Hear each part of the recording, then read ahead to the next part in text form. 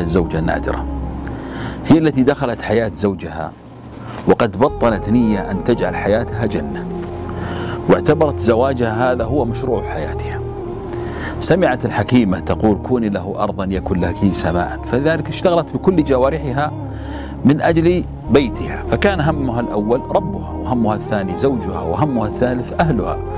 جاء إليهن بعض الحاسدات والإمعات والفاشلات: لا تكوني خفيفة، لا تكوني عبدة، لا تكوني تسقط مهابتك، الرجال لا، أما غير ذلك من النصح الذي لا قيمة له.